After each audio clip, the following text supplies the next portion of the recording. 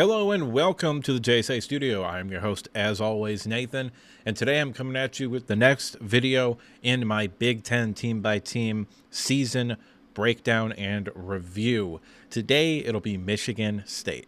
But before we go ahead and get into the Michigan State talk, I am at this point going to ask you to like, comment, and subscribe. It would really help out the channel if you did. And now with the intro done and out of the way, there's only one thing left to do, and that is to get started by starting with looking at Michigan State's record and what they did this past season. My general take for this team was preseason I predicted 5-7. You ended up 5-7. Now, you ended up 5-7 in a very different way than I predicted. However, you still ended up 5-7.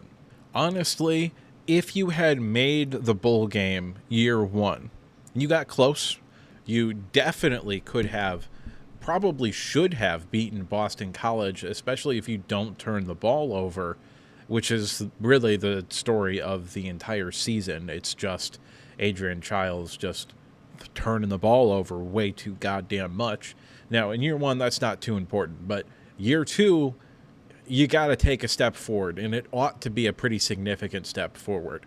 But you did get pretty close to, honestly, having a 7-5 record. You get a couple of more breaks. You don't turn the ball over as much. Like I already said, you threw 3 interceptions against Boston College. You don't throw those 3 interceptions, you probably win that game. You can probably scrummage up at least 2 more field goals on those drives. So, yeah, I think that could have been a W. Michigan, I feel like that game could have gone either way. I feel like that is definitely a game you could have won if, you know, Michigan didn't get a play here or there. You made a tackle here or there, or you made a play offensively here or there. It could have easily gone a different direction. And we'd be sitting up here singing all kinds of praises if you had ended up 7-5 this year, because that would have exceeded all expectations, really.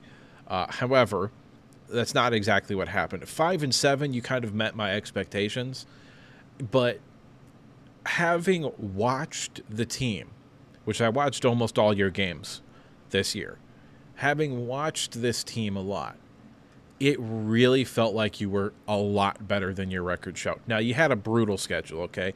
You played probably the top 5 best teams in the Big Ten, so that's just a brutal schedule. Well, actually, you probably played the top 6 best teams in the Big Ten, and maybe the 7th best team in Rutgers as well. Because, you know, you got probably Ohio State, Oregon, Indiana, Illinois, Michigan, Iowa. I mean, those are 6 of the 7 best teams in the Big Ten. You only didn't play Penn State, which, you know, I figured with that being, you know, sort of a rivalry game at this point, I figured that would have been a game that you played every year, but that's not what happened. Penn State didn't want to have anybody on their schedule consistently, so that is what it is. But playing 6 of the top 7 teams in the Big Ten, that's pretty difficult. So when you compare that schedule this past season to the schedule next year, I think next year's schedule is probably a little bit more manageable. Now, you've got the home and home against Boston College. I don't really know what's going on with Boston College right now. They could be good. They could not be good. I don't know. So that'll be a very interesting game during week 2. Outside of that, Western Michigan, Youngstown State should be able to win those games. You go to USC. I don't know what USC is going to look like. That is a game that you absolutely could win. I'm not sure Nebraska is going to take this massive step forward. That is on the road. That could be a game you could win. UCLA is a game you probably should win, even though I do believe in the direction of that program. Indiana might be tough, especially on the road. Home against Michigan, rivalry game. Who knows what can happen there. At Minnesota, don't know what Minnesota's going to look like. Home versus Penn State, at Iowa, and versus Maryland. That is a much, much more manageable schedule this season than last season. I could see 8 or 9 wins on that schedule pretty realistically if you improve in the ways that I think you should improve.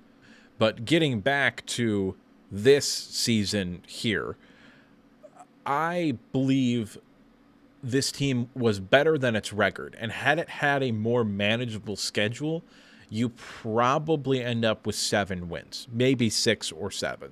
But you got fucked with the schedule, just to be honest with you. You got screwed with the schedule, especially in a full-blown rebuilding year like what this was. However, I thought your offensive line was much better than I thought it was going to be. I thought the defense was much better than what I thought it was going to be. And Childs is an extraordinarily physically talented quarterback. He is someone that has the tools to be a first-round pick, probably not after this season, but probably the year after that. I think he will have to be a 3-year starter to get to that point.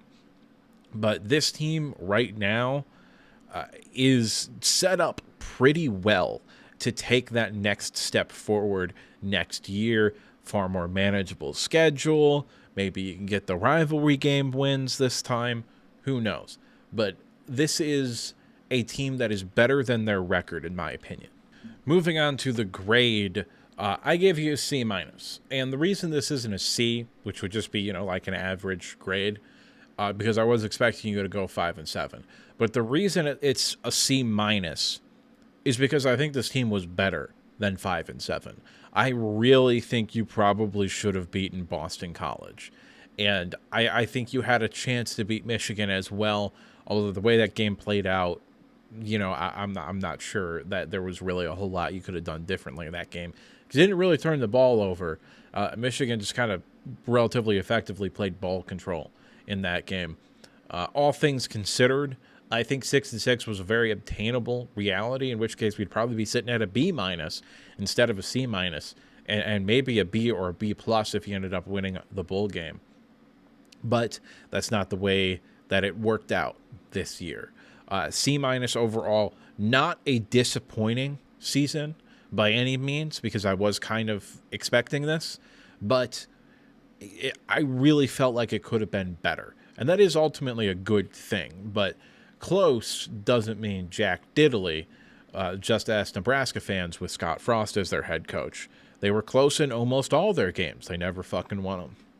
All things considered, this past season was a season of ups and downs. There was some good, there was some bad, but for year one, it was about what I expected. So what does this look like going into year 2 now? Okay. I think if you can get the same level of play without improving at all, I think you improve by probably at least 2 games this season, simply because the schedule is much easier.